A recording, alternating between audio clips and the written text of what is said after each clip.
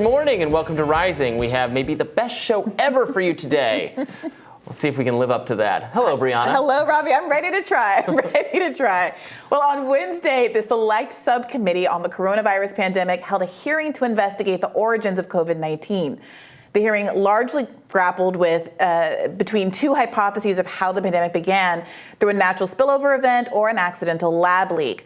Witnesses who testified included the Republican invitees, Jamie Metzel, a senior fellow at the Atlantic Council, an international affairs think tank based in Washington, D.C., Dr. Robert Redfield, former director of the CDC, of course, and Nicholas Wade, former science editor for the New York Times. All three of those witnesses have supported the lab leak hypothesis. The Democrats invited one witness, Paul Auwaerter, the clinical director of the Division of Infectious Diseases at Johns Hopkins School of Medicine. Dr. Auwaerter is more favorable toward the zoonotic origin of the disease. We gave our initial reaction to some of the news out of the hearing yesterday, so check that out if you missed it. Here to discuss key takeaways from the hearing is Catherine Eban, contributing editor at Vanity Fair, who's done really terrific reporting on the potential origins of COVID-19. Welcome, Catherine. Thanks for having me. Great to be on with you. So you were among the early reporters of some of the potential conflicts of interest in which the NIH would have maybe been reticent to fully investigate a lab leak hypothesis. You also did some great reporting on what intelligence we've gathered, what information we've gathered about what was actually going on in the Wuhan lab, and the pressure to produce experimentation, whether it led to cutting of corners. So I think you're a perfect person to have on to discuss this. What was your takeaway from the hearings and from the kind of shifting consensus, which is now being much more open to the possibility of a lab leak? Well, first of all, it's important to say that this hearing was a long time in coming. There has been a sort of political standoff and a scientific standoff around the question of origins. And so this is really one of the very first hearings that looked squarely at this issue. I think part of the Democratic reluctance to hold hearings on this is that the Republicans have really targeted Anthony Fauci. And so the entire debate has become really, unfortunately, politicized in a way that I think has been very counterproductive in exploring the very serious questions that exist. Yeah, speaking on the politicization front, we've heard, I've seen kind of commentators in the media, in the mainstream media, who are now saying, okay, yes, the lab leak should be explored and investigated, but I was hesitant. They'll say that they were hesitant to open the door to that because of the perception that it was somehow tied to something Donald Trump thought, or that it was somehow the more racially problematic of the theories. I think that's that seemed like a knee-jerk kind of appraisal of those two theories to me anyway. It doesn't really make sense, and shows, I guess, the risk of having the pursuit of truth be so hamstrung by politics. This has just been really a toxic debate from the very beginning. President Trump got up in April of 2020 and said it came from the lab. He did not provide evidence.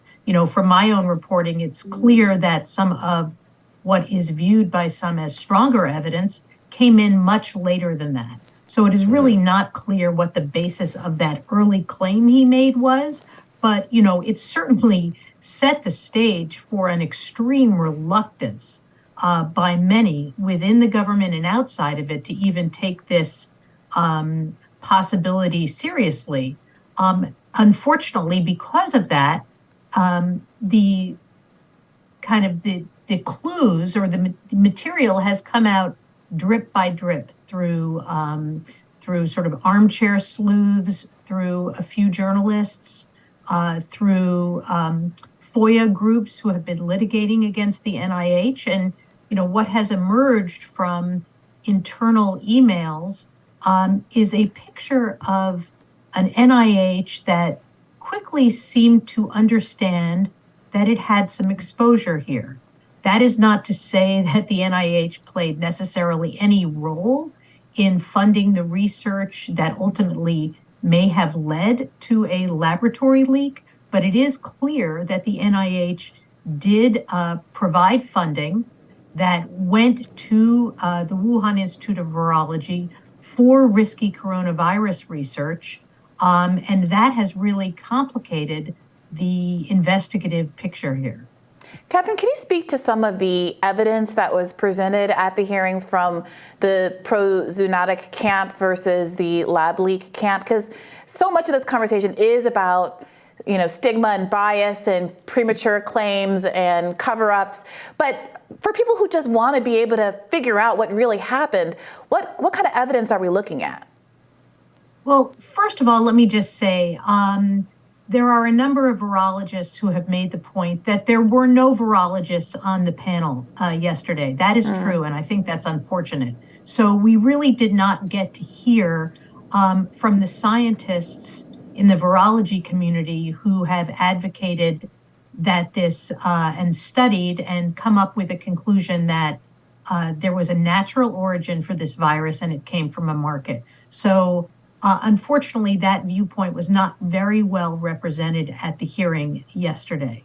But the viewpoint that was represented was the people putting forth the evidence that it possibly could have come from a laboratory.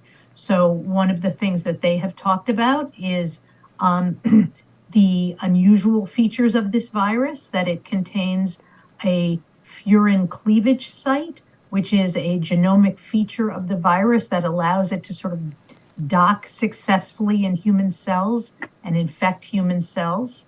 Now, why is that particularly alarming to some of the witnesses yesterday? Because in 2018, the Wuhan Institute of Virology's top coronavirus scientists, in partnership with a North Carolina virologist and a scientific nonprofit in the US, applied to DARPA, which is a DoD agency, to create coronavirus sequences with that exact feature in them. So they were proposing to do in 2018 what emerged in late 2019. The witnesses yesterday pointed out that alone is enough for us to be able to consider the possibility of a laboratory leak. The witnesses also pointed out that the NIH really has not been forthcoming here about what kind of research they funded, what the grant proposals were, whether they were funding extremely risky research, and all of that took place about 8 miles away from the market where the virus first emerged. And could you, summarize for our viewers some of the reporting you've done on, the lab procedures, the pressure to produce innovations, the dispatches from the Wuhan Institute of Virology that perhaps suggest a warning of something very bad that had happened that they were, informing the government about? Right. Well, the sources I've interviewed and the documents that I've obtained basically show that in the run-up to the emergence of the virus, the Wuhan Institute of Virology was struggling with its biocontainment procedures. It was making procurements that suggested there may have been some kind of issue that they were grappling with, some sort of biocontainment issue. And then there were archived documents suggesting that there were meetings related to biocontainment problems that occurred at the WIV. I think even more compellingly is the fact that, their own directors and their own scientists were publishing papers in peer-reviewed journals saying that the, regulation and the procedures around risky research were woefully inadequate. They did not have enough funding. They did not have enough trained and experienced staff. There seemed to be a recognition in China that there was a need for regulatory overhaul of this risky research. And those top folks, including the scientist who ran the BSL-4 laboratory at the Wuhan Institute of Virology, were really sounding the alarm about some of these problems. You know, I should say, I think we don't know enough at this point to say where this virus originated. And that was really a major theme that emerged from yesterday's hearing. So there has been a call in Congress for the Biden administration to declassify what they do know. And I think that that could go a long way toward filling out the picture here. Well, we want to play an exchange from the hearing yesterday. House Republican Jim Jordan had this to say. Why don't you cut to the chase and tell them what you really think was the reason? I don't know what the reason was. I know what it was. Go ahead. Go ahead. I'll let you say it because I read your testimony. I think you said it in your testimony too. Maybe you're reluctant to say it here, but go ahead. Well, if you're looking at the timeline, on May 21st, just a few weeks after the Nature Medicine article had come out, two of the signatories of the original email to Dr. Fauci, that's Dr. Anderson and Dr. Gary, were awarded a $9 million grant for the... So there's 9 million reasons why they changed their mind. I knew you'd get to it. I read that last night. 3 months after, so 3 days after they say it came from a lab, they changed their position, and the only intervening event's a conference call with Dr. Fauci and Dr. Collins. Again, a call that Mr. Redfield was not allowed to be on, the head of CDC and on the coronavirus task force. And then 3 months later, shazam, they get $9 million from Dr. Fauci. So some of the, I think, concerning details to emerge in this hearing is that, you know, and Dr. Redfield's testimony was very powerful, that he was not welcome in some of these conversations because of his advocacy or because of his idea that it was a lab leak. And also, you know, we're worried, can we trust government, science, health experts to properly vet and investigate COVID's origins when it does seem like they both had money at stake and almost something ideologically and a desire to avoid future bureaucratic scrutiny, right? Given their investment in the kinds of the research that we're now worried about. So really what goes to the heart of the question here is why there appears to have been an effort to manufacture an early narrative that this could not have come from a laboratory.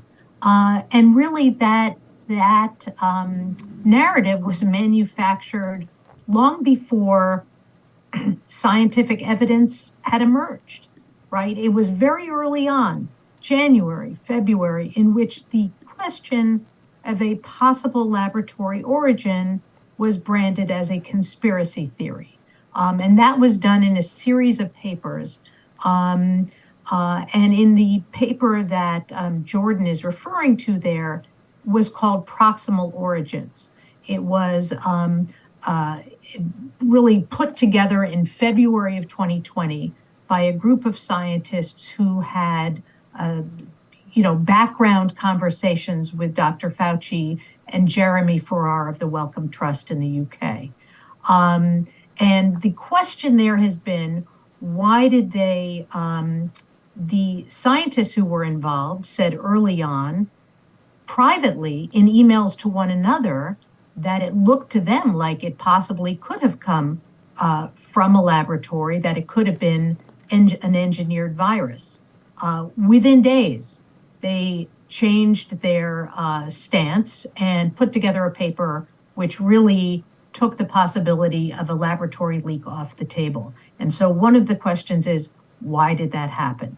Did it happen on the basis of some scientific evidence that they got a hold of so quickly, or did it happen on the basis of a decision that a narrative of a laboratory leak would be so damaging to science, to the NIH, to international harmony, which one of the emails references, that they wanted to kind of put that possibility to bed as quickly as possible? Catherine, thank you so much for joining us to go over that. We really appreciate it. Thanks for having me. And we'll have more Rising right after this.